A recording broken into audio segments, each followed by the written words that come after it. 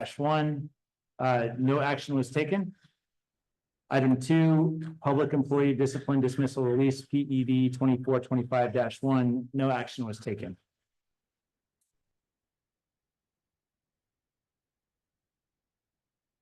All right, next up is patriotic exercise. Do we have James Osumi? Okay. We'd love it if you tell us what school you go to and a little bit about yourself. Okay. Hello, my name is James. I go to Franklin Elementary School and I'm in 5th grade. One thing I like about Franklin is the diverse countries and religions. This makes us all feel included because we can celebrate where we came from and what traditions we have. One thing I about 5th grade is all the fun stuff we get to do before we go to the IS. This creates memories that we can celebrate throughout middle school. Now I'm going to introduce myself. I'm going to lead the Pledge of Allegiance. So follow me by standing up and reciting the words as I say them. I pledge allegiance to the flag of the United States of America and to the republic for which I stand, one nation under God, and justice for all. Thank you.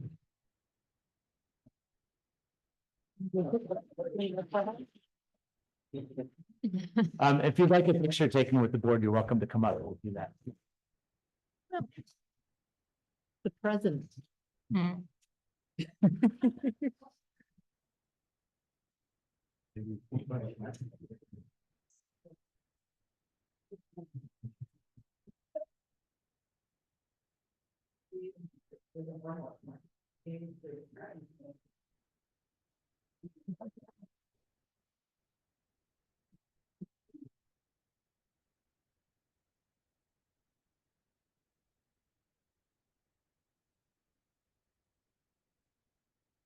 All right, next is roll call. Trustee Mudd. Here. Trustee Ghulam Hussain. Here. Trustee Wong. Here. Trustee DuBois. Here. And I'm here. All accounted for. Item 8 is approval of the agenda. I move to approve tonight's agenda. Second. All those in favor? Aye. Measure passes 5-0.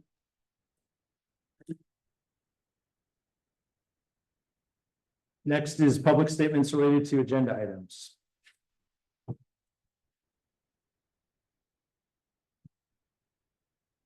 Kirsten, do we have any public statements? Not at this time, President. Okay. We did receive one written comment, correct? Correct. Yeah. Which the board has reviewed and is attached to the agenda on our website or on the agenda site. Next up is union statement from BEA, Jamie Metz.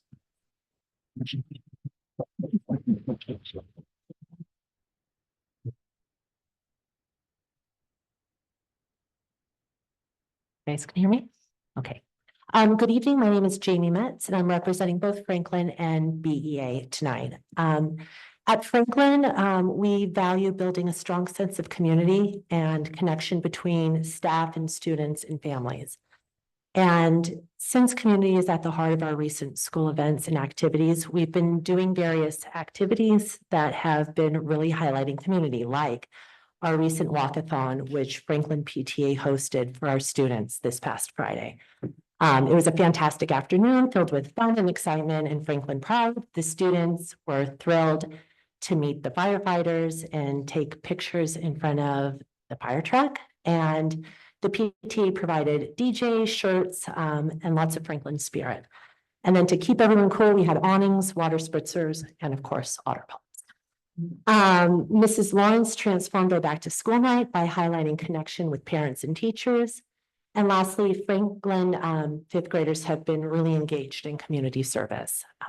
They're giving back to their school during their final Franklin year by leading community assemblies, assisting younger students during snack time, sorting trash in proper bins, and their kind actions and leadership are really making a meaningful impact at Franklin. Lastly, in terms of being a representative for BEA, we're looking forward to meet with Burlingame School District to negotiate 3 contract items this year.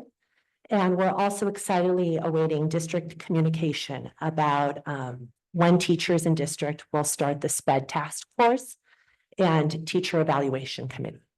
We're looking forward to collaborating and discussing better use of resources to meet student needs and redesign the teacher evaluation process. Thank you so much. Thank you, Jan.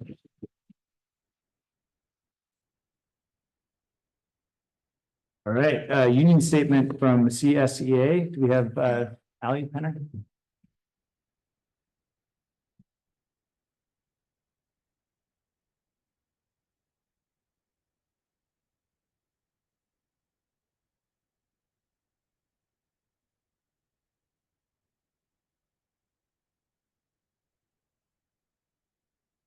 All right, good evening, school trustees, cabinet, and superintendent Silversmith. My name is Ally Penner, and I am the treasurer and interim communications officer for our California School Employee Association, also known as CSEA. Additionally, I am also a representative for the CSEA negotiations team. And most importantly, I'm an instructional aide at McKinley Elementary School, where I offer classroom support and outdoor supervision to many of our students, ranging from TK all the way to 5th grade, in both English and DLI classrooms. Thank you for having me here today. Our Burlingame CSEA negotiations team is glad to announce that we have reached an agreement on a 3.53% raise this year.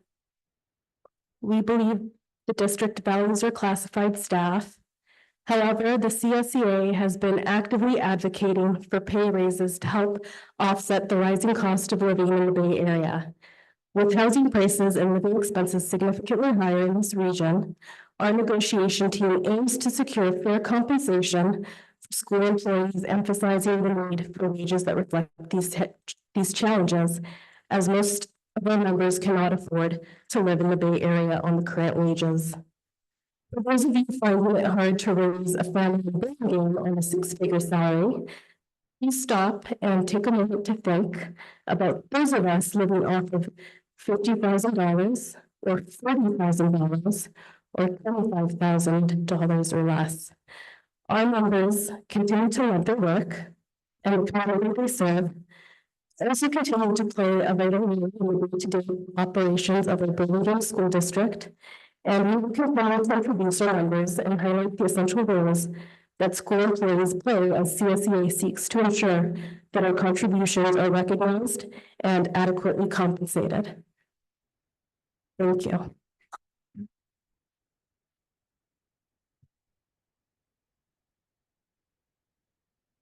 All right, item 12, statement of principal. We have Principal Lawrence.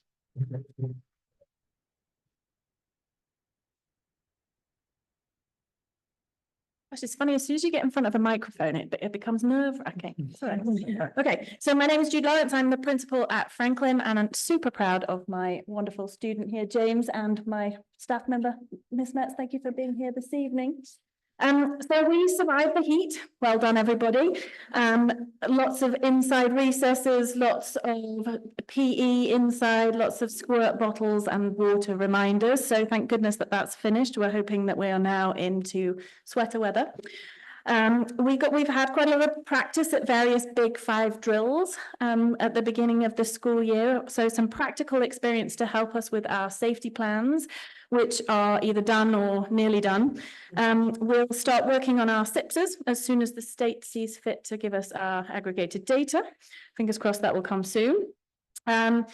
We, as Ms. Metz just talked about, we've had either had or are having some PTA community events at, well, most of our schools. So we had our walkathon on Friday, Roosevelt had Jelly Cook-Off, Washington had Wham Jam, we've got McKinley's Harvest Festival coming soon. So all of those are wonderful ways to build community and something that we all enjoy. Parent-teacher conferences, another great way of making connections, and they just happened and went fantastically at Franklin and by all accounts at the rest of the schools. We have a new member of the principal team, which is exciting. Tara Marinaro is now at Roosevelt as the interim principal. I want to point out that Roosevelt does seem to be becoming an incubator. We now have an assistant superintendent. I was there, now Tara. So something to think about. Looking ahead, we're looking to all of our communities to remain cohesive, supportive, and balanced, and focused on the kids as we go into the election cycle. And we're excited about the work that our teachers are doing, both as a district and at site levels. Today, we had a wonderful district grade level meeting, kicked it off today with everyone at Franklin, which was really fantastic. Lots of rich discussions, and I'm really looking forward to the new format where we're all together on one site, break out into different rooms and then come back together. It's a real, there was a sense of cohesion, I think, today that we've not experienced maybe for a while. We've got training coming up, which the teachers are exciting about. Fingers crossed we can get all of those subs in tomorrow. Fingers, arms, legs, everything crossed. But math for the lower grades, Berkeley math for the lower grades, and CRLP training for the upper grades, which is wonderful. We rolled out Stop It.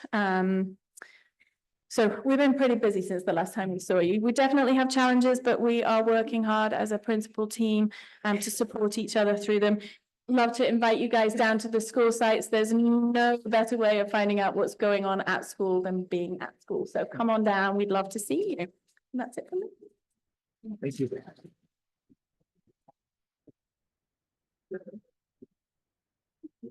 All right, statement of Superintendent Silversmith. All right, who has the November principals report? Because I can just cross half this out now. Okay. No, this will be cut short. Thank you, Principal Lawrence. That was great. Thanks for doing my talking. Appreciate it. No, in all seriousness, welcome, interim principal Tara Marinero. Very nice to have you. We're excited to have you join this one. And it sounds like you have November, so we'll go ahead and have a conversation first. So we can share some stuff.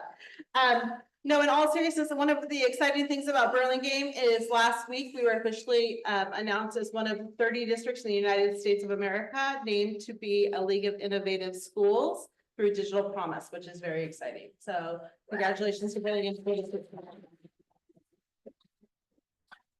Another great honor, we flipped the switch today, which is very exciting. Our solar is now on and active, and we will be sharing with our teachers the dashboard so you can see the amount of solar that we are attracting that is net zero for our HVAC, which we are getting in all of our schools, which is very exciting for air conditioning. So a very cool thing that we have happening. And thank you to Dr. Kendall, our 8th grade science teacher and previous trustee who actually flipped the switch, which was great and exciting. Her class was out there and asking lots of great questions.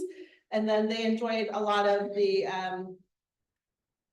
fun and wellness treats that met our wellness policy, Assistant Superintendent Paveo.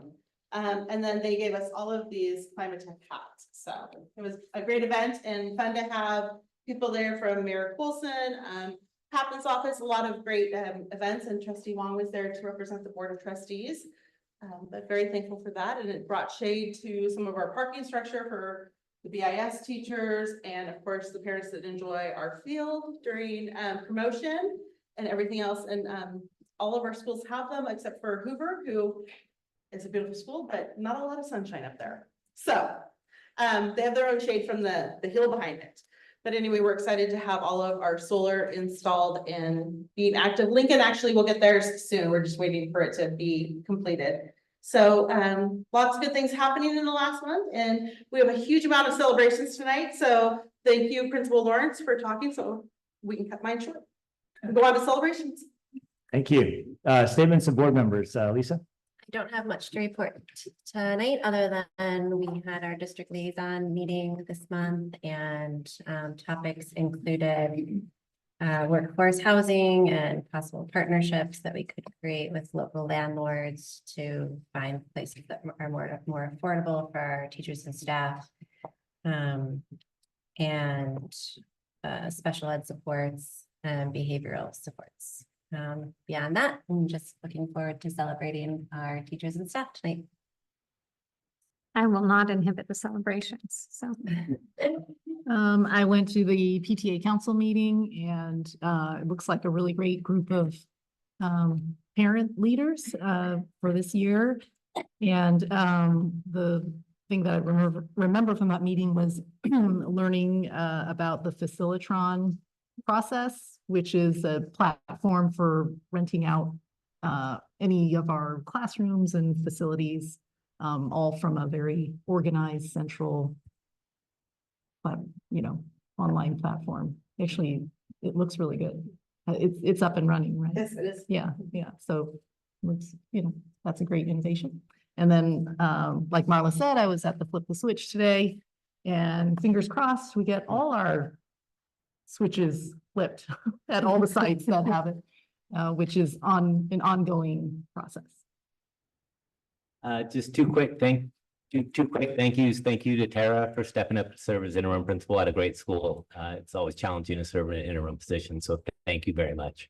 And then a special shout out to Principal Jaramillo for spending her birthday weekend at 110-degree Wham Jam Festival, chasing not only her own kid, but hundreds more. So thank you very much. Great. I was just going to mention, I've been spending a lot of time on, as a parent, not as a board member, on the Measure GG parcel tax initiative that's on the ballot. I would just encourage folks to learn about that and make sure you vote on November 5th. All right, so moving on. Board communications. Are we presenting this one? Or? Okay, it's information. It's on the agenda. A letter from the county. Next, we'll move on to the consent agenda, item 16. These items have all been reviewed by the board, and we view them as non-controversial, so we vote them as a block. But before we do that, if anyone would like to take anything off the consent agenda, let me know. Okay. Great. Do we have a motion to approve? I'll move to approve. Great, Dan. I'll second. Second from Lisa. All those in favor? Aye. Aye. Consent agenda passes 5-0. And we can move on to recognition, item 17.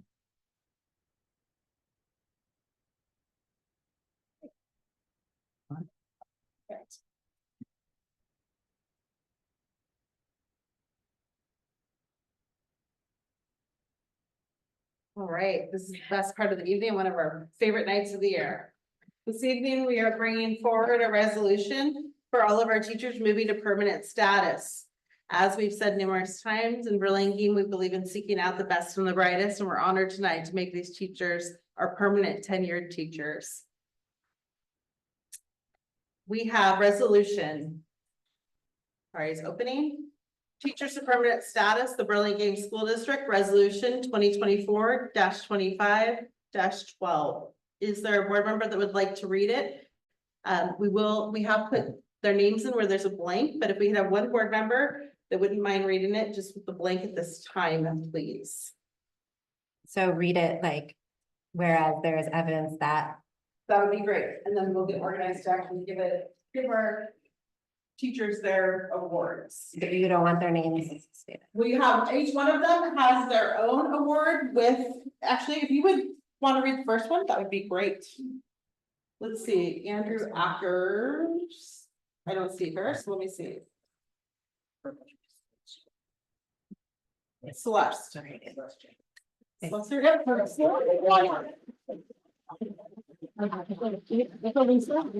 want to read Celeste? If you wouldn't mind reading Celeste's name, we'll do that. And then. Celeste Chain. I'm just reading her name. Yeah, if you could read it for everybody, though, that would be great. The resolution. Read that one, yes. Sorry. Whereas there is evidence that Celeste Chain supports the mission, goals, and objectives of the district and school. And whereas there is evidence that Celeste Chain has the knowledge and expertise to assure student success in progressing toward curricular goals. And whereas there is evidence that Celeste Chain promotes an effective learning environment where all students, regardless of race, gender, or ability, are treated with dignity and respect. And whereas there is evidence that Celeste Chain uses a variety of instructional techniques and strategies to motivate students and to individualize learning. And whereas there is evidence that Celeste Chain maintains a positive role model for students. And whereas there is evidence that Celeste Chain is a credit to the teaching profession and to the Burlingame School District. And whereas there is evidence Celeste Chain has earned the status of permanent master teacher who is able and has the responsibility to help other teachers, especially those with less experience. Now therefore be it resolved that the Board of Education approves Celeste Chain to be a permanent master teacher in the Burlingame School District with all the rights and responsibilities inherent therein. Passed and adopted by the Board of Trustees, Burlingame School District, which we will do.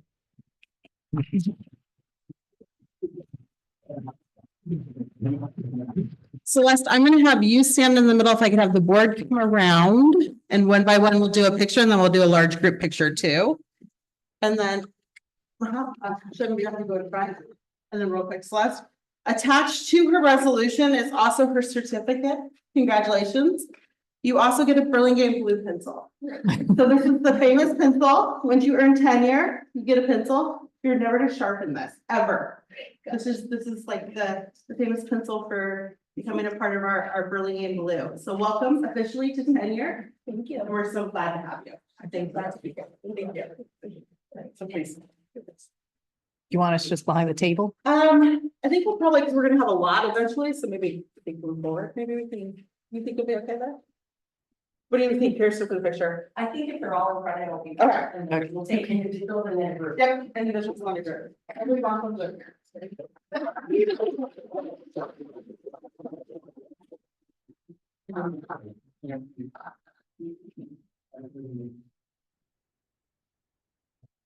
Austin Duchette. Austin, you said here. No, it's not. Perfect, thank you. Megan Finnegan. Jacqueline. Yeah, I saw Jacqueline. Yep, Jacqueline. Yeah. Jacqueline, a speech therapist for us. Thank you. Thank you so much. Jennifer. Jennifer Gordon.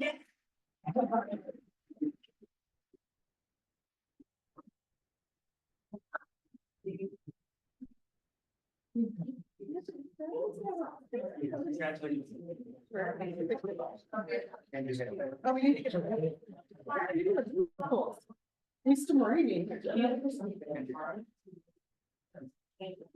Andrew Hill.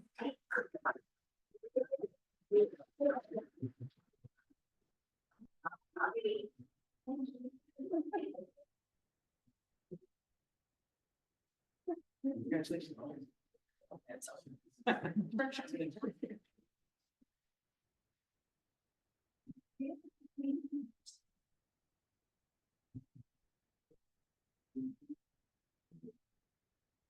Lu Jin.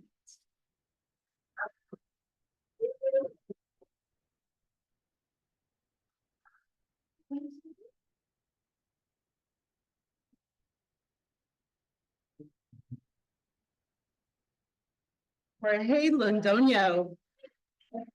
Thank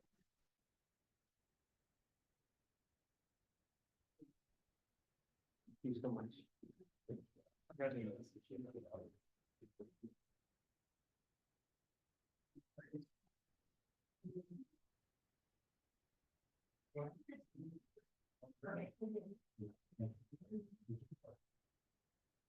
Melissa Plagman.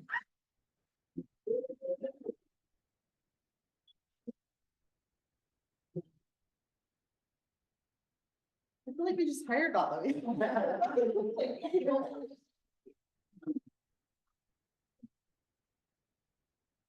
Vanessa Stubbs.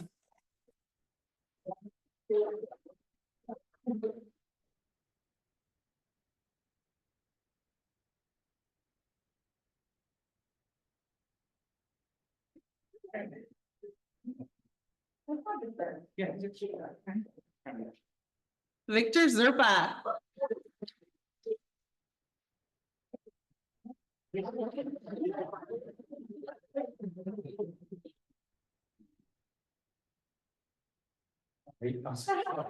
Congratulations, Victor.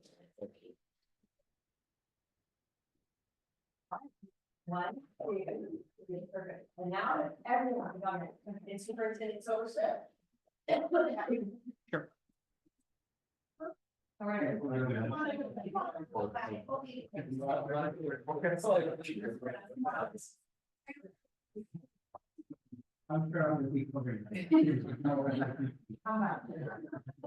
So I need a couple more in the front, Vanessa, I can't switch in the middle. Okay. That is perfect. Perfect, okay, so look at this one first right here. 1, 2, 3, don't move, one more. 1, 2, 3, don't move, because there are a million cameras. It's down a little.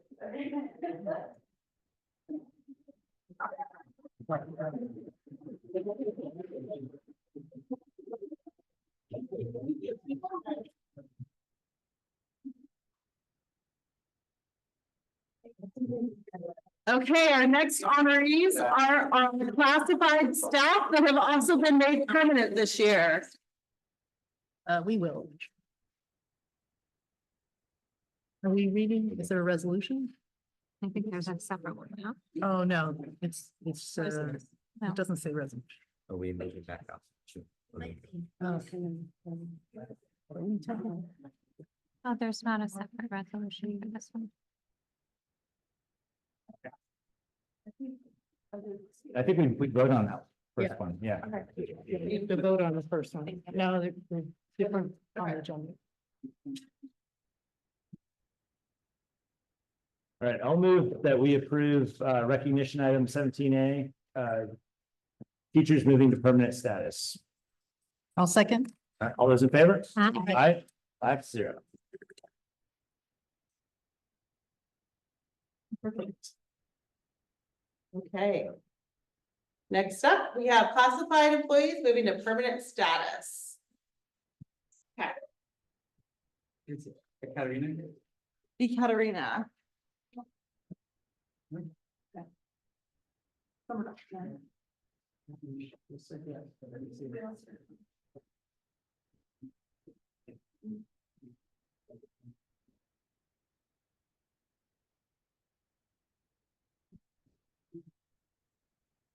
Hugo.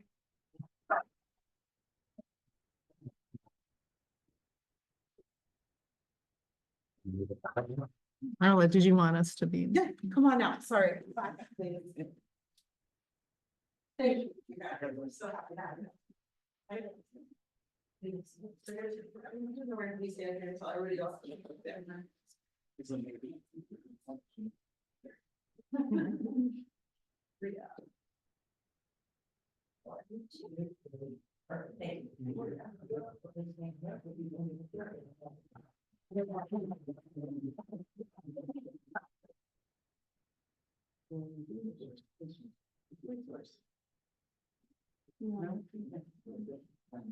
No, just you guys here tonight, I think. Yes. Yes, you got this one. Okay, Hugo, you're coming back over there. You guys will be. Come back. Sorry. Perfect.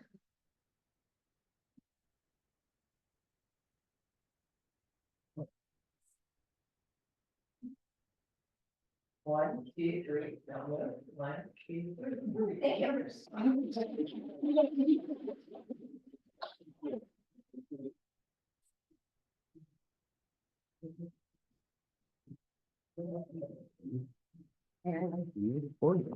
you. You did actually.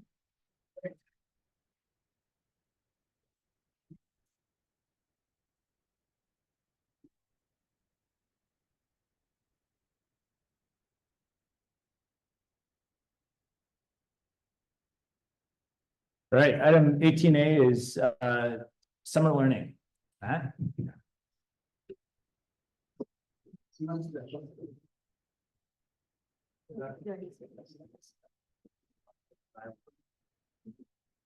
Russell Mueller is coming up he was the summer principal.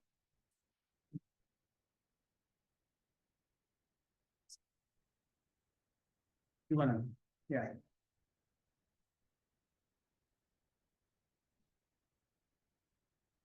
So as we start this presentation, I just wanted to start with the task that was given to us in May, which was we were given some people to invite to a summer program. And from there, we had to hire a summer school principal who then hired the staff who then were trained or were able to buy career, what their needs were. And then we invited all the people, catalog, make sure that they are on rosters. And then we got them all busing from a couple different sites. And then we had a lunch program that we provided, and then also an after-school program that we provided. Am I forgetting any? Oh, lunch services that we provided. This is all to say that this was a massive task that Russell gets a lot of kudos, should get a lot of kudos for. He did, and his staff, the teachers, Joan Mulcairns, especially, I think should be singled out. The work that you will see today really shows what Burlingame people can do, the ed services staff, especially at the time, dynamic in the work that they did to put this program on its feet in a relatively short time.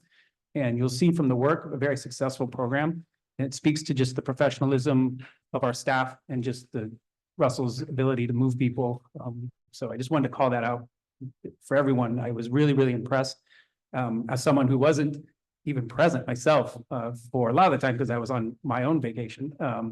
It was good to have Russell on board with the staff that he had. So a lot of kudos goes to that. So before we even start, we can go to the next slide. So this is all paid for through ELOP funding, which you see the criteria for that. Next slide. And the goals and requirements. During the year, we are to provide certain additional days and times for schools. We're currently doing that as we speak, and there's more to talk about that as we go on. But this falls into the stuff that we did outside of the school days. And the main goal is to provide enrichment and opportunity. It's not necessarily for a tutorial, it's more for experience to shrink the opportunity gap that we work for.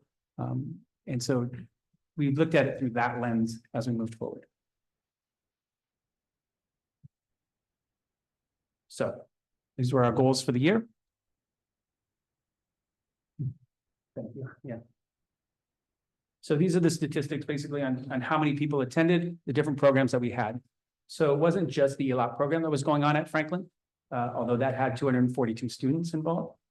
We had the Step Up to Kindergarten program and our extended school year, which was, and also mariachi all happening on the same site during different windows of time. Just gonna turn it a little bit. So the crowd can see it. Oh, yeah, sure, for sure.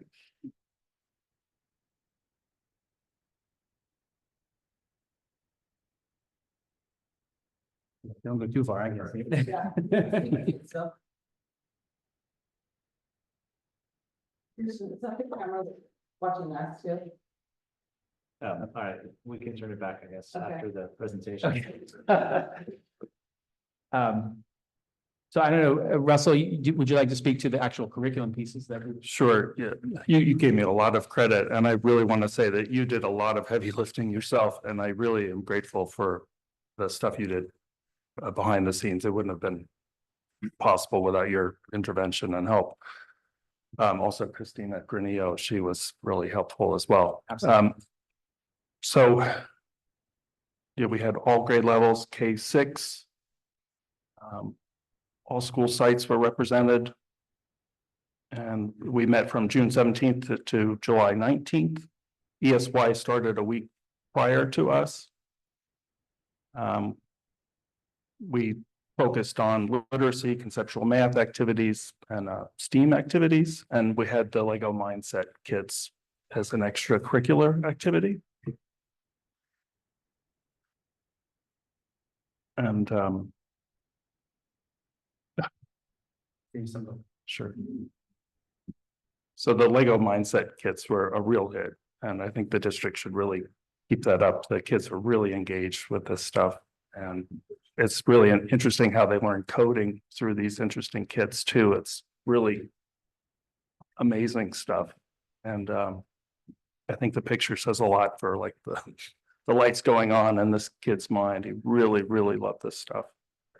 And another important thing to mention too is the support staff were summer school was amazing.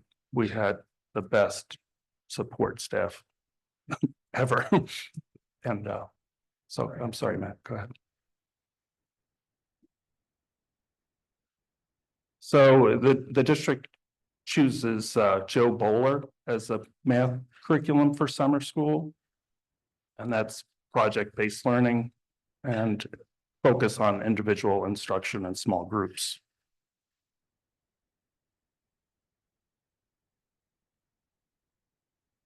So the teachers were magnificent. It was so great to pick a team, and Mr. McManus, he did some day hikes with his students, but he also did a lot of focusing on the Joe Bowler curriculum, as did Miss Medina and Miss Mulcairns and Miss Spiegel.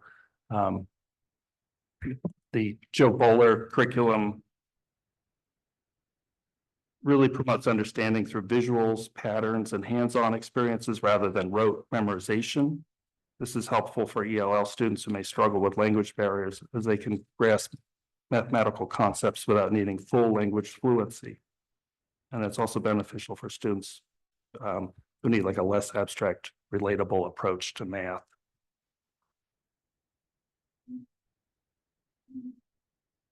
And Ms. Mulcairns is ultimate pro. She had her kids so engaged with this program, and they really loved the art program. The combining the art and the math was just really fantastic. I learned a lot from Ms. Mulcairn. She was she assisted me through the whole program, and she's just really really worked to making it work as well as it did. And this is one of Mr. McManus's projects. They worked on like working with perspectives and ratios too with the Joe Bowler program. And Mr. McManus also spoke about like quilting with his students, and how, and I think it's part of the Joe Bowler program as well, how shapes and geometric patterns were incorporated into African-American quilts. And he did quite a dive into this, which was really interesting for his students as well. And they replicated some of the quilts and some of the patterns. Okay, so like I said, the whole of the program was done at Franklin this year. That was also going through some construction, so you also had those constraints to it. We housed it at Franklin this year. Again, we had transportation from 2 sites, 48 students going to and from, actually, actually we went to 3 sites. We had 2 to start, and we went to 3 pickup spots. And then, yeah, the new part to this is we had a program till 6 o'clock for students that needed that as well. And a fair number of students took part in.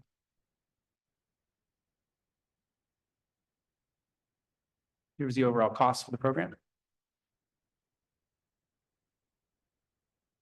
Feedback that we got from a survey from parents was almost 100% positive on all fronts. And some of the comments that we received.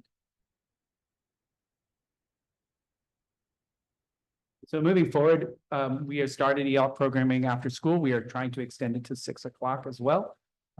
It's more enrichment than we had during the summer program. So it's more, we're going more to that as well. And so we are going to have programming in February and April on the same. And then, of course, the summer school ELAP program will be back next year. And this time, and we're still looking at dates for Step Up to Kindergarten. So given more time, we're going to be deeper into planning for the year, making sure that our teachers are trained up on the programs that we want, and all of them get the training they need. We're going to be working even more closely with the Parks and Rec to make sure that the 3 to 6 is enrichment. It's not daycare, it's more of an enrichment program. And then, and still looking for site options. Now we have more openings on sites to make sure that the site that we choose is more centrally located and easier to get to for most of our families. Yep. Yeah. I just Any want to questions? Yeah. thank you for the opportunity to lead the program. Russell, you did grateful. Yeah. I had a question about, so the Parks and Rec program, Yes. was that funded by the ELOP ELOP as funds? well. Okay, so you just worked with them to get the instructors Yes, and, yes. okay. I had one question for you, Matt. Sure.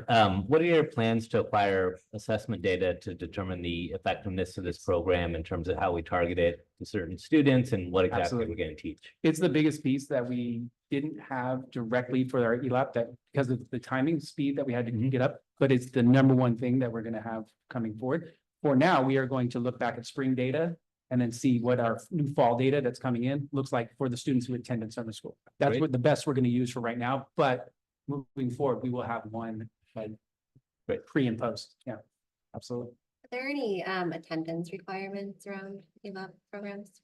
We didn't have any requirements, and I do believe, I mean, other than we take attendance and we have to report attendance, but there's no attendance. It doesn't count for ADA? No, or anything it does, like that? we do need to show that students are showing up and are audited for it, and so we do take attendance, but there's no requirements per se to say, like, you must show X amount of. But we're obviously communicating to parents. Absolutely. We want you here. And for the most part, the attendance was really good. It was good. Yeah. Do we know if all of those who are eligible for these programs are actually utilizing them? I'm sure we do a bunch of outreach, but Yeah, we do a ton of outreach, and we just we're gonna redo it again, coming up, because we looked at our newest data to see who qualifies and who doesn't qualify. We reached out to 400 or so students, so, you know, to get 240, you know, was pretty good. We could probably do more. Could you speak to who is targeted for the program or who is eligible? So when we look at, yes, we're looking at our unduplicated students. So your EL population, your foster students, your unhoused, and your, which one did I leave out? Oh, low SES, low socioeconomic. And are these ELOP funds, did we use all the ELOP funds? Are they, We're using them. there's an expiration date, right? Yeah, yes, I believe, I don't, You get new funds Right, every it's year. a kind of- and it's Oh, $6 okay. for Right, today's kids, so yes. we try to use them every yeah. year. Oh, okay, Yeah. this is not, okay, I thought this was one of those grants that was No. for just a couple of years and then went away. Oh, Yeah. It is a post-COVID. It's, right, yes, there might be a deadline on it, but we don't know yet. So I we're- see. So as far as you know, we'll keep getting them I'm every spending year. it as if we are. Yeah, every year. Okay, so you are deploying. the Yes, funds it's without- yeah, really well deployed right now. Understood. okay. Looking to deploy more. But some of the things that they've talked about buying are like the Lego sets, so they Yeah. are reusable. every Yes, Uh-huh. right. Yes, good point. Yeah. So, yes, and they do get into classrooms during the year. Right, I mean, the highest expense is staff, right? And so for next year, this year it was hard to get it up and running, but what's the plan to initiate planning for next year? So we'll start much earlier and, hopefully talk to Russell again about if he wants to do it again and, but yeah, and build that team and really get like more of a program. Look at what we want our teachers trained on and use it, like Marla was saying, use it. As something we want to push forward Into the classroom into the during classroom, school year? right? So that's staying power. Few years ago, we used the funds and paid for our teachers to be trained by specific trainers during the school year. And then bought the product and they used it in their classrooms and that's something that's really interesting, doing again, we're gonna plan now. So we used the ELAP funds to do the Joe Bowler training. And so some of those teachers are Joe Bowler Yeah. trained in the classroom and then hopefully also doing the summer program. Yes. Correct. And now we have kids that are going to Berkeley or teachers that are going to Berkeley's. They are not related, right? That's They're the not. Stanford. Okay. Perfect. I have one more question that it's sort of related. So the Parks and Rec, I love that was funded with these funds so that the kids could experience those classes as well. And we have Parks and Rec classes at our sites during the school year. Do Right. we have ELOP funds that That's pay what, for our that's what we're students? doing right now. Okay, so they're continuing to get. Yeah. That's really, and we're trying to extend, what we're trying to do is do double classes at sites. It's just hard to staff. So, you might do creative corner and cooking. The creative corner goes till 4:30 and then cooking goes till 6. And then a handful of those children, we cover the cost. Yes. Okay. Right. That's great. Test But labs, it's not all of exclusive. those. And it's not exclusive to just ELAP students. Right. Integrated. Great. Great. Any more questions? All right. Thank you, Matt. Thank you, Russell. Thank you. Thank you, Russ. Thank you, Russell. And Matt, you have the next one too. Justice, equity, diversity, and inclusion update. So we're looking at the demographics of our district. It's that time of year again, so we ran the reports. Found some interesting, nothing too dramatic, but using basically the same template as last year. And basically the same objectives. We're just looking, and actually the same, we used the same exact date as we did before. Just happened, actually, it was just coincidental. But again, all our categories are the same.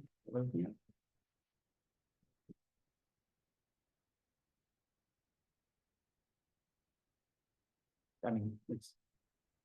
So the main changes, the interesting thing is we're finding is with our Power School and working with our new data person, Sue Botterini, we're trying to kind of parse out, there was some data glitches that we didn't see coming. So there was a lot that went actually into this small little graph to make sure that we were as tight as possible on our numbers. So when you see dips and things, we're pretty confident on, for example, our Black and African American is actually at 0.4% and not at 1.4. More graphs. The same data. Looking at our Asian population, breaking it down to see the difference was an ask. And again, the graph speaks for itself. Same with this one. The next one I think is the one I want. So this is a new one that we did this year. People coming in that were new to the Burlingame schools. It doesn't say anything too dramatic. It's just interesting to look at. It's pretty much just the same as our data. Just keeps. Yep. Even our new population is the same. Mm-hmm. Again, these are the similar ones from last year.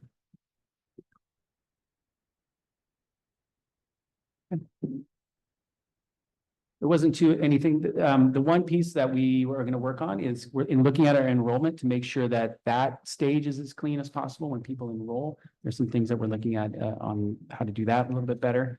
And also on getting more people to actually tell us there's a lot of decline in states. And I think it's partially because of how our enrollment is set up and how it's asked the question that we get a lot of just people just pass it up and don't actually tell us what. So it skews our data just slightly. Can you talk about why this data is important to us throughout the year for the board? Like Well, what we need for our board meetings and stuff? Well, we're going to be looking at for all sorts of things. I mean, every kind of decision we're going through is we're looking through how it looks on it through an ethnicity lens and an equity lens. So all this data is hugely important, not to mention funding and things like that, but.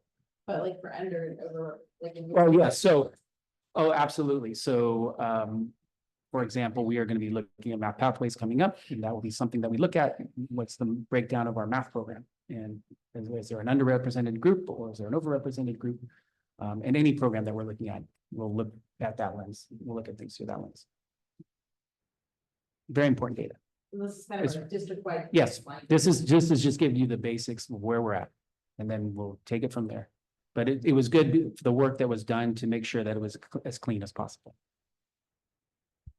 This would be really helpful for our new board members, the incoming board members that are possibly going to CSBA, because for new board member training, they are asked a lot of these questions and just to get an understanding of who their population is and who they're working for. Great. Any questions for Matt? All right. Thank you, Matt. Great. Thank you, guys. You have the next one as well. 18C. Public hearing resolution number 242510, sufficiency of instructional materials and textbooks. So thank you. So I'm bringing forth our public hearing resolution 2425-10, which thank you. certifies that each pupil in the district, including English learners, has or will have prior to the end of fiscal year sufficient textbooks or instructional materials. So both are aligned to the content standards adopted pursuant to Ed Code 60605 and 60119 and AB 831 in the 4 core subjects used in class with and digital access with content and cycles or curriculum adopted by the state board. We have instructional materials. These are the basics of it. Great, and I'm gonna open the public hearing, right? All right, so I'll open the public hearing on this matter. Do we have any public comments? Okay, great. I will close the hearing.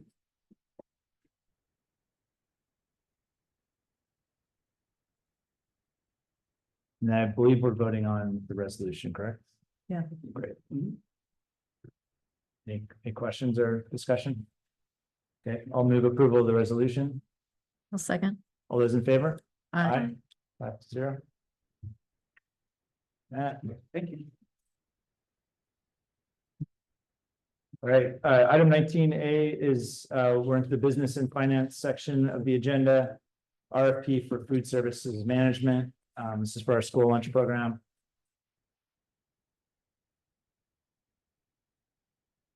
And we have, we generally now take public comment prior to the item, correct? Correct. So I would like to invite Brian McLaughlin for your comments.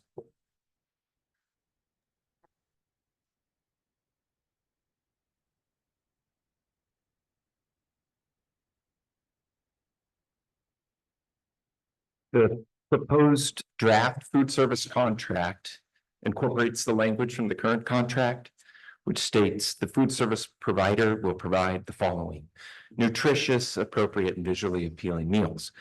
Again, while this is a good sounding sentence, the people of Burlingame are still being swindled because the term nutritious is not defined. Guess what is on the menu across the entire district for this Friday morning? The district plans to serve, again, the 32-gram of sugar blueberry muffin. Below on this sheet, you'll see the printout from the NutriSlice website. By calories, it is 39% sugar. Impressively, this outdoes the Costco Kirkland Signature vanilla sheet cake by 2%, which is 37% sugar by calories. You may recall the maximum daily recommended intake of added sugar by the American Academy of Pediatrics and the American Heart Association is 25 grams of sugar for the entire day. So BSD's blueberry muffin or cake breakfast, whatever you may want to call it, is 128% of the maximum daily recommended intake of added sugar. BSD and their food service providers continue to have a warped view of the word nutritious, completely disconnected from the recommendations of America's pediatric healthcare professionals. Therefore, any food service contract that fails to clearly and properly define the word nutritious needs to be rejected by this board, including the proposed contract attached to the agenda item. And ideally, beyond just a definition, there's metrics to assure compliance with nutritious meals, and there's repercussions. This board should never approve an invoice from the food service provider when they're serving cake for breakfast. It should be very clear in the contract. You're not getting paid if you're serving cake for breakfast. So I encourage you to reject the proposed draft contract that is attached to this agenda item. Thank you. Thank you, Brian.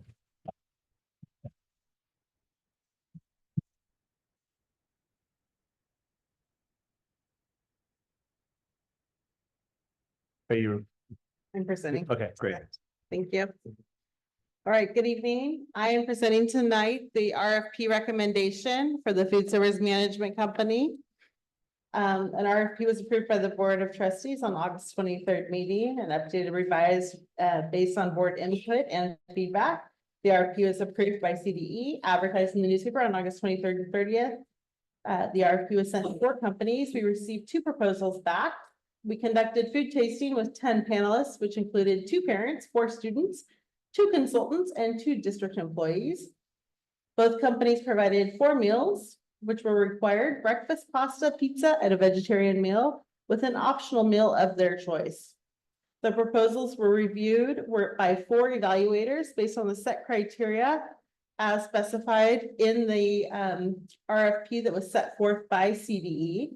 Based on the total score from the RFP and the blind tasting, Sodexo is being recommended for award of the contract going forward based on the scoring rubric from the blind tasting of the 10 panelists and the CDE approved rubric of proposals. Proposed annual cost is $2,070,710. Upon board approval, the district will meet with Sodexo and discuss contract details. Completed contract will be presented to the board at the November 12th meeting.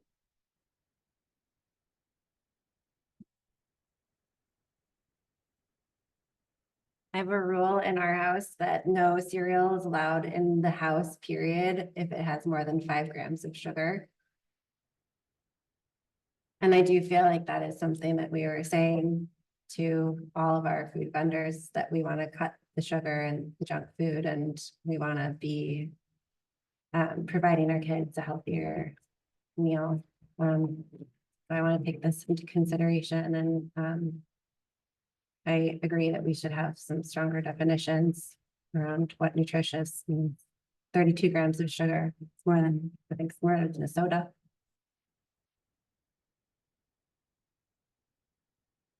So if I understood you correctly, this is a form of the contract and we'll have an opportunity to negotiate it, or you'll have an opportunity to negotiate. Correct. If the board approves us to enter into negotiations with Sodexo, we would do that after tonight's meeting, and we would discuss our contract details with them.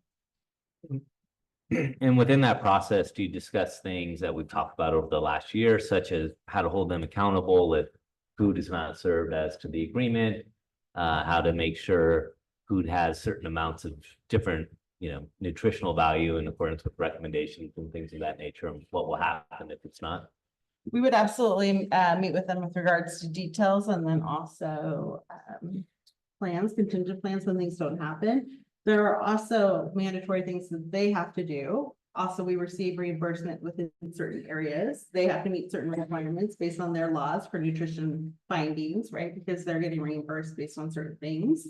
So we work together as a team to come up with a contract.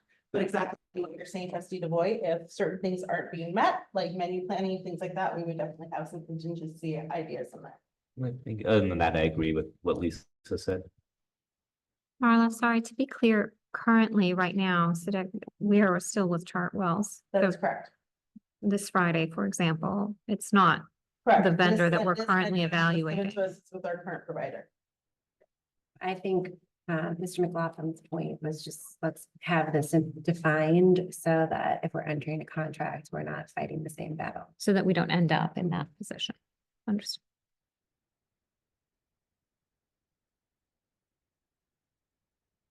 Yeah, I agree with those sentiments. I know it seems to be a highly regulated area for reimbursement with the state. So within the constraints of, what's doable, obviously this is our opportunity to try to get some improvement on the reason that we went out for RFPs, because of a lot of complaints about the food and mostly the food. And so I think sounds like you went through a process to make the best choice based on partly on tastes. And I know you were planning to reach out to check references. I mean, can you share with us what you heard on it was Sodexo versus Chartwells were the 2 finalists, correct? Or the 2 bidders? Those were the 2 bidders, correct. And it was purely based on the tasting rubric, which was a blind tasting, completely blind tasting. I think there were letters A and E is my understanding. And then there was a rubric which did include the references in the rubric too. And I can't talk too much about it because it is, I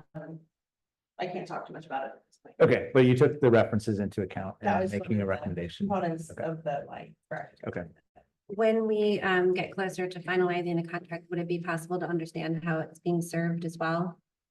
I'm sorry, can you help me understand that? question? Black plastics, that kind of stuff? Oh, the sustainability component, is that what you mean? Yes, and that was actually a part of the rubric too. Okay. Yes, Great. So you'll be able to report out. on that absolutely. first. Okay. With the plan, absolutely.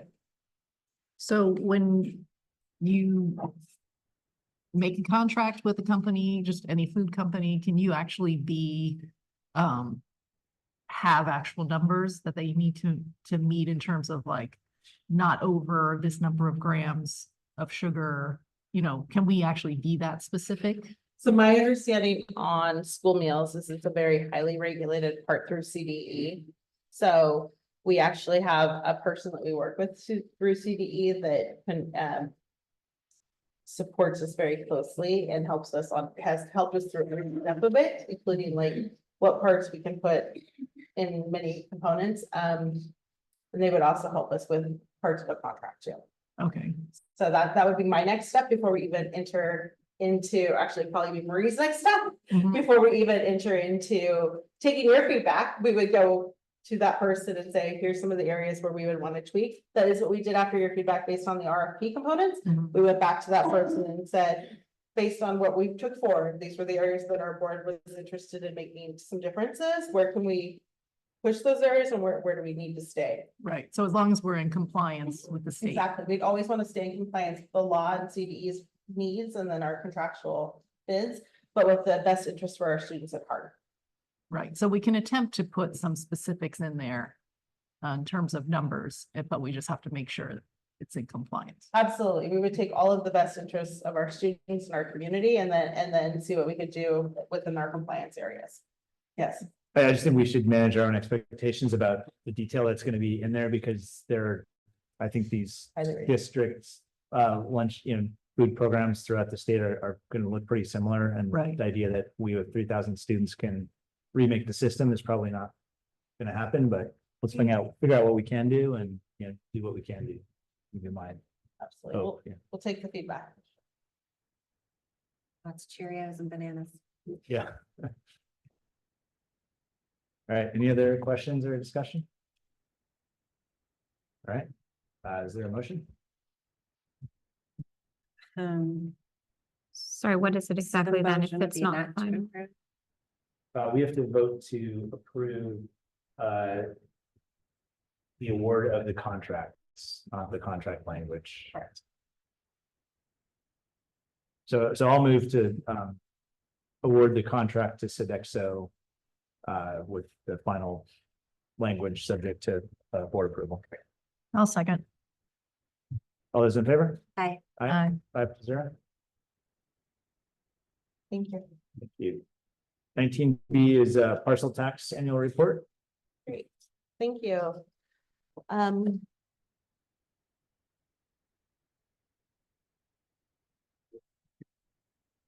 right. I am bringing forward our annual report of the Parcel Tax Oversight Committee of Measure L. Currently, Measure L is due to expire in June of 2030. This report is on our actual revenues and expenditures, excuse me, from the 23-24 school year.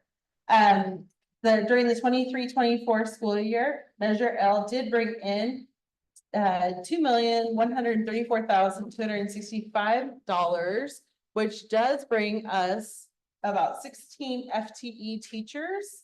And those are in the areas of math. Sorry, can you go back up? Or you can leave it there, that's fine.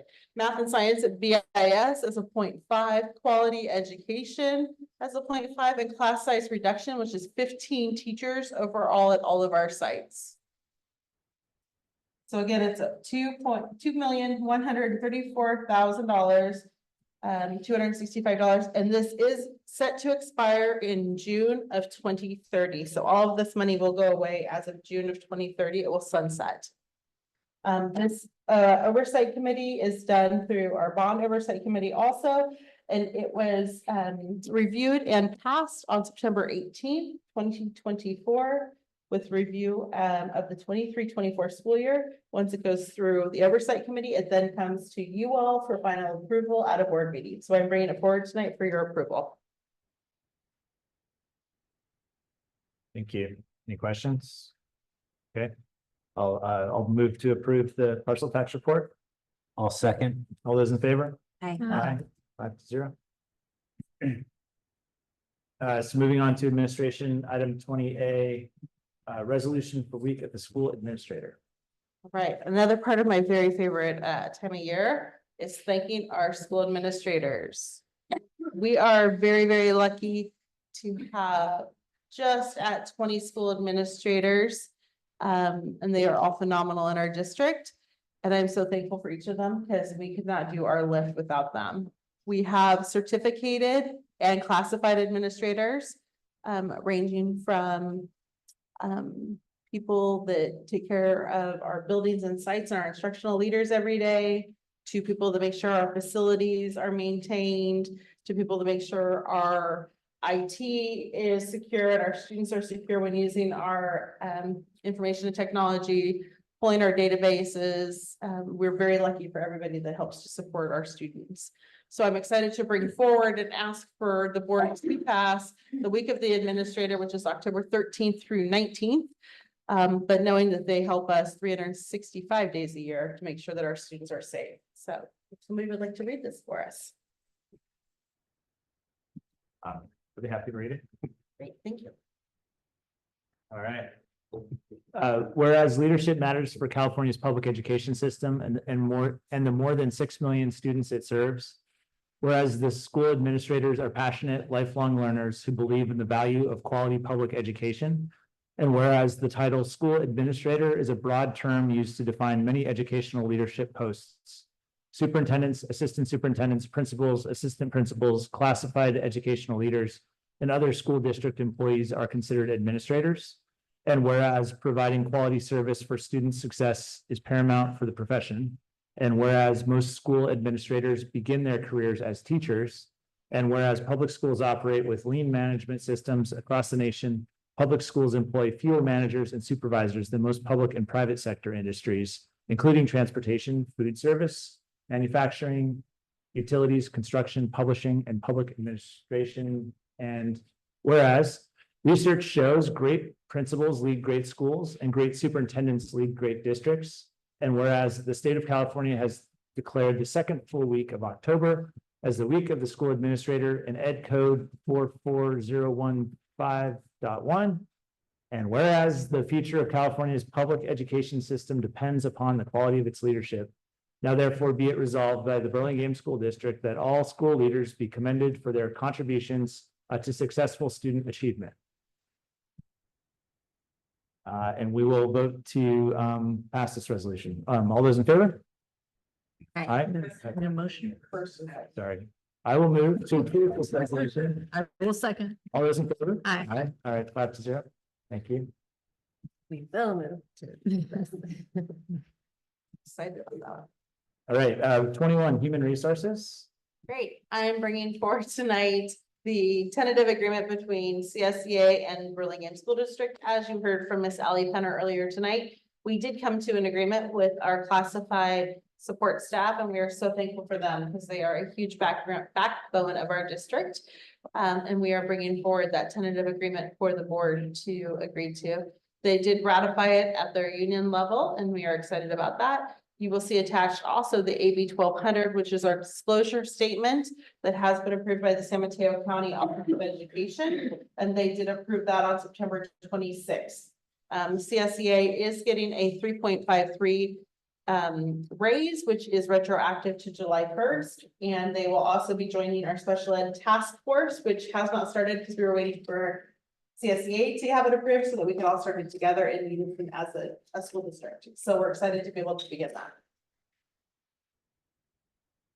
Thank you, Marla. Any questions? Discussion? Great. Can we have a motion to approve the contracts?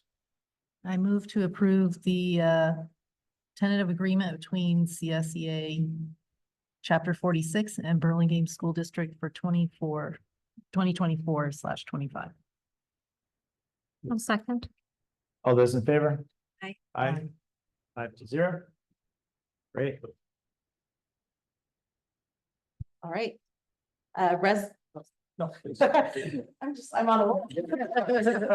Resolution 24-25-13, assignment authorization other than major or minor. Tonight, we're bringing forward Miss Christy Burrell, who has six upper division units in theater, as we would like to allow the board to authorize her to teach a theater elective. Historically, we have allowed authorizations for teachers who do have upper division units to give them a special authorization to allow them to teach an elective in this area. So by signing the authorization, we are allowing her to go ahead and teach an elective class in a specialized area. This would allow a theater elective at BIS for an elective period.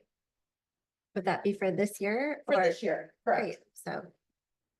She has a free period or something, or something else would go away? No, this would be one of her elective periods that she would be able, we're trying to expand electives through conversations with students and through conversations with the BIS principal, who's very interested in expanding what is available to students. And through Ed Code, we are allowed to do that if people have courses in their upper division where we can kind of house, used to be called housing a teacher. And so this is something that she had done previously, and we would be able, kids are interested in taking theater during the day. Great. So because she does have those units, we would be able to house her for a period. So we're asking permission from the board to be able to do it legally.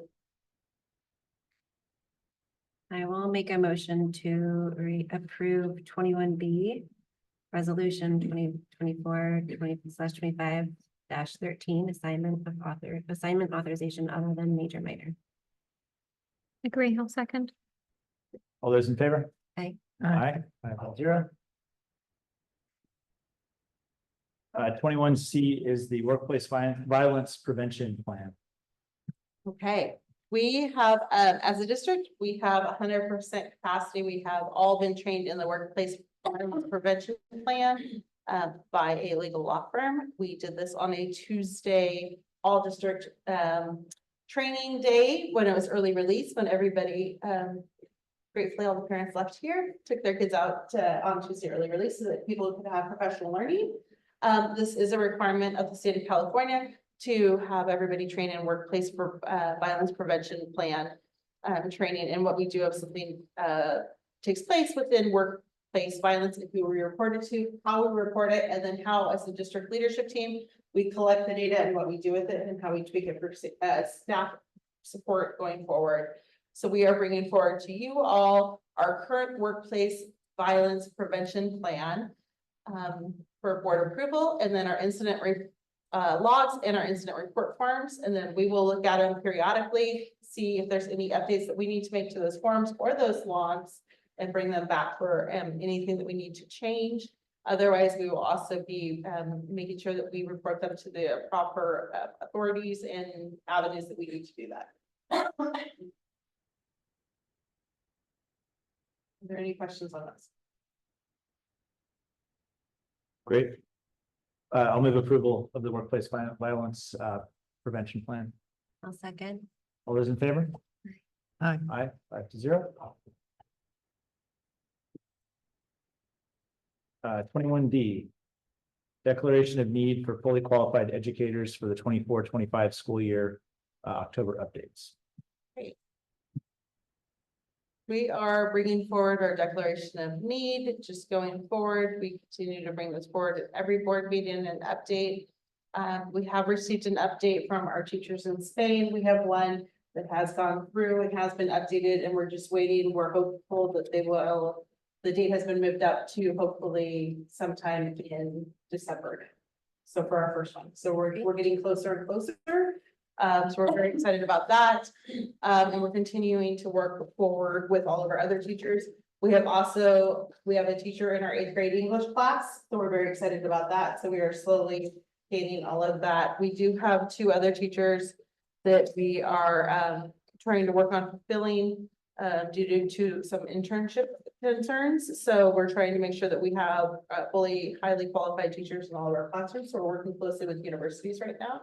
So we are bringing forward again, our declaration of need for fully qualified teachers as we continue to work with our local universities on internships and other aspects to make sure we have the right teachers in the right places. And we are asking for a vote to approve this too. There is one limited assignment permit for social studies in this.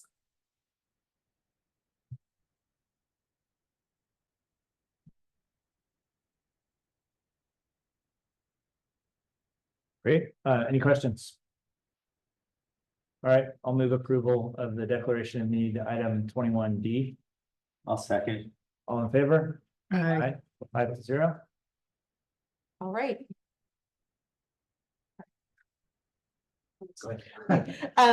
Permits and internships, the permit that is added this time is for the general education limited assignment teaching permit, the GLAP for Manuel Navarro for 6th grade BIS. And that is the social studies one. So that is just for your information where it spells it out. Oh, sorry, it is a voting item for the credential permits and teaching internships approval. That is the updated one. And then the other ones are also on there for the 24-25 school year, but the updated one is the Manuel Navarro, So it's, yeah, so the bottom one is the only. the bottom one. Actually, I'm sorry, I take that back. These are all updated. Luis Cortez Ortiz, 6th grade DLI Humanities B-Clad waiver. So we're doing a waiver to make sure that he can be B-Clad eligible this year. Ingrid Gutierrez is a 1-2 elementary. It's a short-term staff permit. She has an out-of-state credential, so they're stipping her to have an in-state credential. Michelle Maddock is doing her PIP, professional internship permit, to be the SCC teacher at Roosevelt Elementary School. And then Manuel is also, Manny is doing the GLAP for social studies. So those are the permits we are all bringing forward tonight for approval, please. Marla, sorry, so Yes. these are, they're in process seeking the proper credential, and then how do we? Monitor? Yes. Yes. So the Human Resources Department monitors, and that's, we stay in close contact with universities. So we make sure that they're meeting that. So we're not just hearing it from them, but we're talking to the universities too. That's how we're doing the double checks. And when is Yes. the expectation that these credentials would be? Some of them are credentials and some of them might be one class or a test. So like a B-clad, a clad could be a test and a project, and then a B-clad means that you're also bilingual on top of that. But some of them are actually, it depends on how far along, like, so for one of them, if it could be, you're waiting for your, one of them might be an out-of-state credential, so you're waiting for that credential to come over to see if you're reciprocity with that state. And then they might just transfer it. There might be one class that you have to take, like a California history class, to be able to get that cleared. So I'm not quite sure because they're so individualized what they would each need, but that's typically what a lot of it is. Is there a way that we can see, like, in the background, like as a board information, just sort of like the general status, not to be nitpicking on every single individual, but like as a general matter that we're monitoring? Like every couple months, like, is this list changing, or you know what I mean? Yes, we absolutely could. I mean, and that can be something we can talk about. There could potentially be multiple that you have at a time, and I think Yeah, for that's sure. something that we could, and maybe that's something we can talk about a little bit more, maybe at a workshop too. Yeah, maybe governance yeah. Workshop too. Yeah. we I can don't talk think it about, like, what that necessarily looks needs to like, be what a that huge matrix thing, looks but like too. Yeah, absolutely. Okay. Great. Any other questions? Great. I'll move approval for the credential permits, teaching internships, item 21E.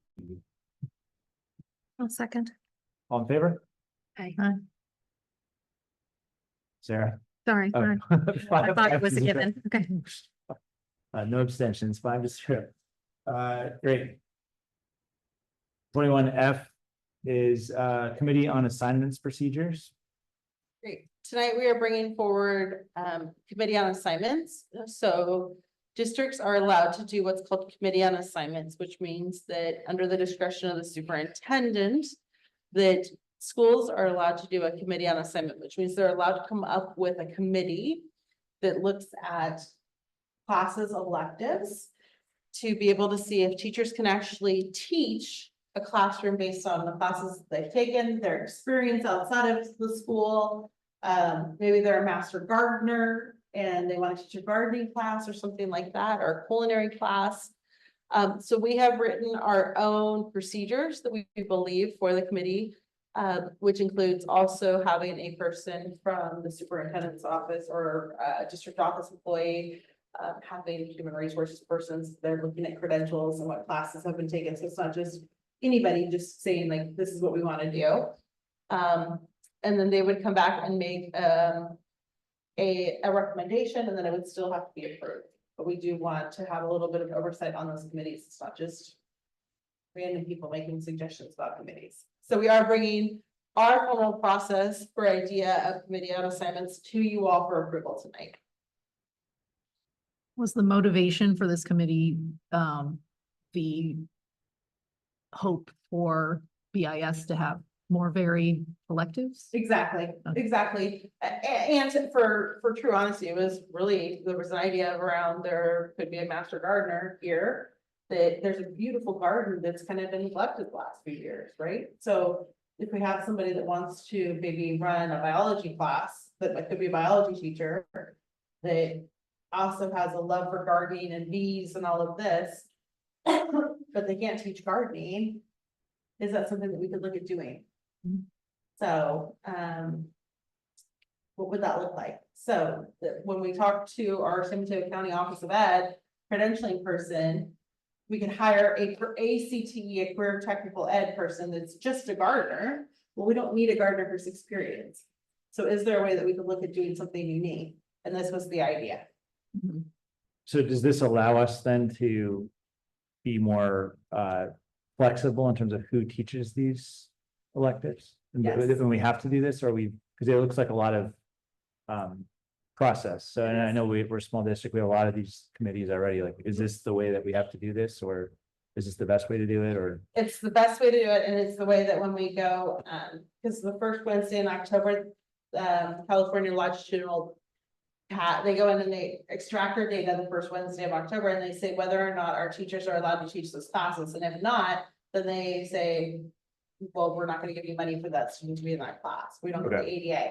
This would allow us to say this teacher is allowed to teach that classroom, and you can get the money for that classroom. So this is the way that our kids can get credit for the class, and our teachers are allowed to teach it, because we would have this backup form saying that this committee on assignment has approved the teacher to teach the class based on their experience, based on their credits, based on all of that. So this is something that we believe allows us the flexibility to have a little bit of local control over who's teaching what, and also allows our kids to be able to experience something without having to hire a full teacher for one period of gardening or culinary or something like that. Thank you. Any questions?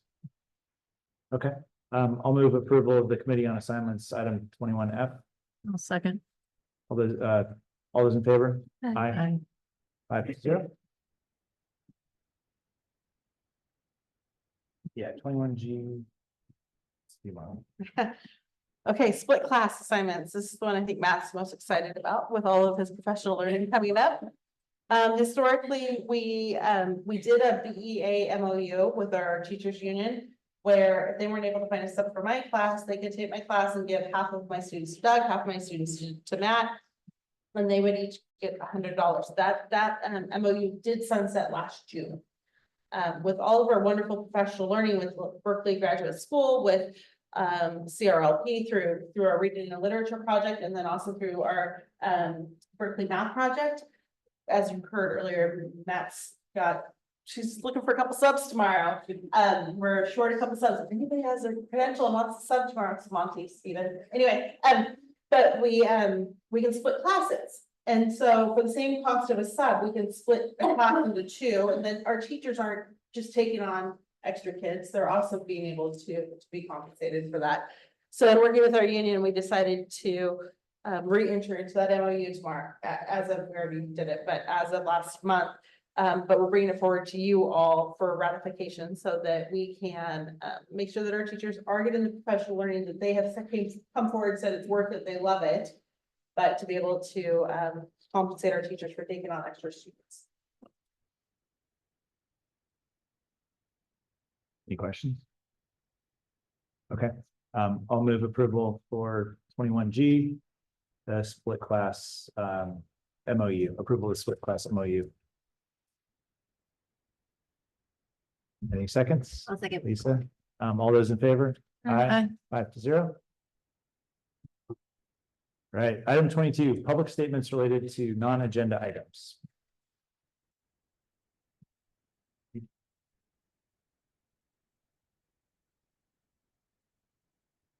All right, so we have 3 minutes per speaker and with a total of 21 minutes per topic at the discretion of the board to extend. So we don't have that many. We'll be fine.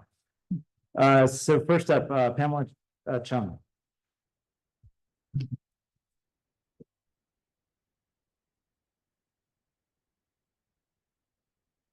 Hi, I'm just here to share appreciation for the special education program. I think when our child started elementary school, we didn't know what proper goals to set.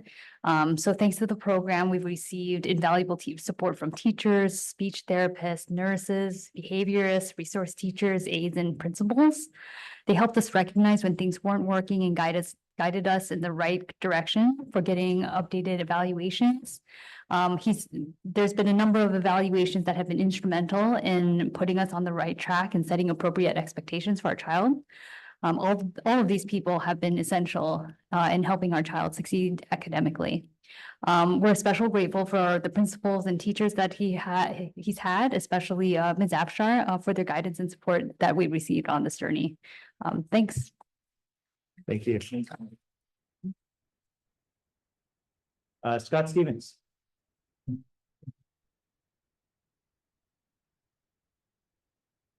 Thank you. My name is Scott Stevens. I'm the father of a boy named Javi Stevens, who's in 3rd grade in Miss Kim's special day class. Board Member Paveo, it was great to see the diversity statistics that you presented earlier today. I'd like to highlight another important dimension of diversity in our schools, specifically the diversity of cognition and educational requirements. Special education is often thought as something pertaining only to moderate to severe developmental delays. But I think it's very important that we acknowledge that there are over 300 students in BSD with IEPs and 504 education plans, and undoubtedly there's a larger number of students with individual needs who don't have a formal specialized education plan. So given the pervasiveness of specialized education in BSD, I wanted to stress that inclusive school settings are beneficial to all students. Students with special needs gain essential social skills, interacting with their peers, but research is also very clear that typical students also become more comfortable with and more tolerant of differences. They also have increased positive self-esteem and diversity, caring friendships. Put simply, inclusivity gives kids a way to talk about how everyone learns in their own way. This can go a long way in helping kids know that differences are just a normal part of life. I want to extend thanks to Trustee Wong, Board Member Paveo, and Superintendent Silversmith for their help in reinvigorating special education awareness in Burlingame. I look forward to further promoting awareness around special education in BSD. Finally, I'd like to formally invite all members of the board to visit the special day class at Roosevelt and to attend upcoming CDAC events that my wife Samanti will talk more about. Thank you. Thank you, Scott. Great. Naveed Mustafavi.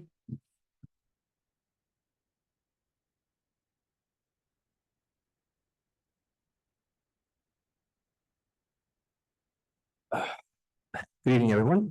My name is Naveed Mustafavi. It's like David with an N, but Naveed, not David.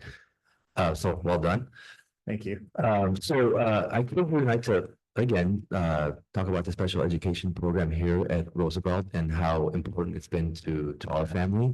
I'm a father of 3. We have a daughter, Melissa at Lincoln, We have our middle son, Lucas, who has autism, who is in the special day class at Roosevelt, and we have a younger daughter who's not quite in the school system, but TK next year, right? I mean, it's ongoing, it's gonna be coming up. And I wanted to talk to you specifically about the special day program, because it's been kind of life-changing for us. I don't need to tell you, like, prior to coming to the Birmingham School District, we were in the private school system. And, you know, special needs has to deal with a lot of rejection, denial of services. It's really hard to find partners on the other side of the aisle when you drop your kid off at a private institution. So this has been, finding this program for us has been a gem, absolutely like life-changing for us. And for families like ours, there aren't really that many quality options. Sure, like there are school districts and they give you IEPs, but quality isn't just about access. In my opinion, it's about stability. And what I mean by that is specifically a low turnover among staff is critical to that stability. And why is stability so important is because it takes time to build rapport with these kids, especially these special needs kids. You know, even a few months won't cut it. You need time to build that rapport. And, you know, that means that the teachers need to stick around. Like Lucas is thriving under Miss Kidd's excellent tutelage, along with her paraeducators and everything like that, because they've been, you know, first of all, foundationally, they're amazing and dedicated and lovely. And they've also been with him for so long. It's been almost 2 years now, and they really understand his idiosyncrasies and how to support him and how to adjust things. And that's just something that just takes time, dedication, and patience. And so at one point during this program, there was quite a bit of turnover. The teachers changed, the educators came and went, and that causes a lot of angst and amongst the parents. And it's also very detrimental to the children. It just, you know, the change for them is not easy, kind of fundamentally, right? And so I urge you tonight to just think about quality in terms of stability. And thank you so much for this program. Thank you. Thank you.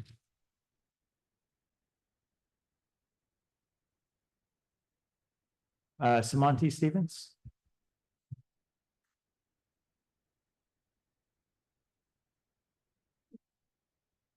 Thank you so much for this opportunity. Burlingame has been an incredible community for our family. As Scott mentioned, we have a first grader at Lincoln, a third grader in Miss Kim's class. We've had the fortune of realizing what an incredible village of educators are in our corner, from paras to teachers to therapists to principals. And included in this group are a couple that were honored today, which thank you for doing that, Jacqueline and Andy from Adaptive PE, who both of our children dunked in the dunk tank at the chili cook-off this weekend. Burlingham's truly special place. One of those reasons is because of the love and support felt for all children, including those with special needs, whether they're visible or invisible. We have truly felt touched by that care, so touched that we've shed tears alongside administrators at IEPs or in hallway conversations. So it's only natural for us, for Scott and I, to raise our hands to support CDAC and CAC, which you all approved for us. Thank you to do. We learned about the organizations from Marla, who generously spent time with us this summer. Florence Wong has been a great resource to us on all of our questions since she led the groups as well. And we look forward to bringing, you know, families together, sharing these resources, really doing this together. Together with Matt and Christina, we're planning a Halloween costume party on October 20th at Roosevelt. All of you are invited. There will be a dyslexia education workshop. We're working on a sibling workshop, as Marla knows quite well, of siblings of kids with special needs and the community they form. And, you know, we have an amazing group of families of special needs here today. And so we hope that any parent or guardian that's tuning in right now, watching, just knows that we are a community for them. I think by default, all of you are, but we really are, and we are going to band together and remind each other that there are so many joys of having children, period. And also a lot of joys of having children with special needs. And also it is a lot of work. And so we've had some of these conversations in smaller groups at play dates at Ray Park and things like that. And now we're really looking to grow this and really wrap our arms around the 300+ families who are doing this. And also all of the paras, everyone who supports all of these kids. So thank you so much. Thank you for this opportunity. We will be back. We are here. Please, let us know how we can support you. We are going to also learn from the other districts around the area. What are they doing for kids with special needs? We can bring those resources here. And we're just so grateful and we look forward to continuing the conversation. Thank you, Samantha.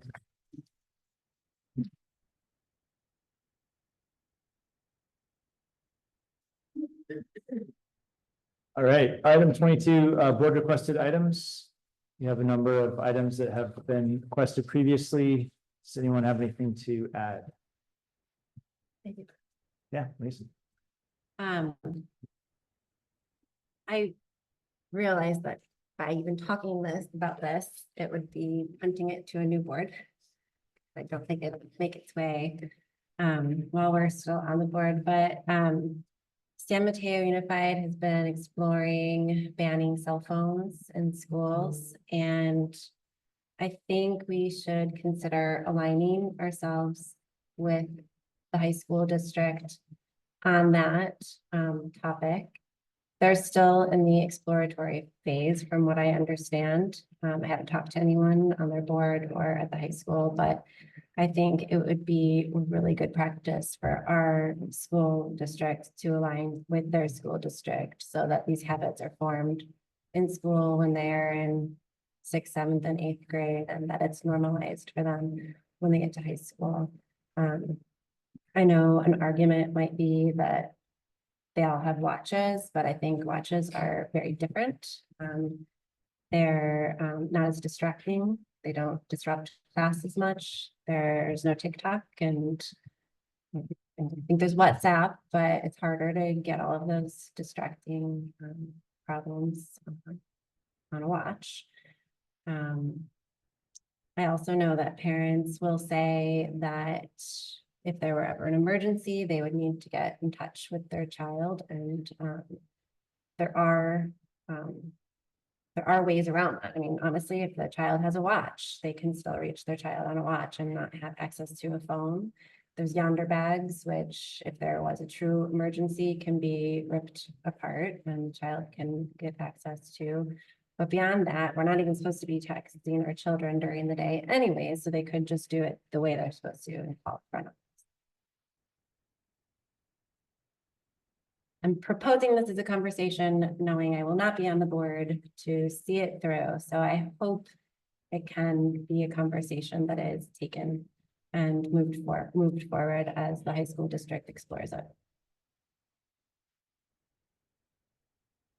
I guess Dan and I should probably want to speak about that. I'm supportive of the discussion. And as always, my concern is that we can only take on so much and Marla can only take on so much, and we want we want to keep the core business of running the schools front and center. But I happen to agree with you that I think that I don't think the cell phones are helping our kids learn in school, and I think they are distracting. And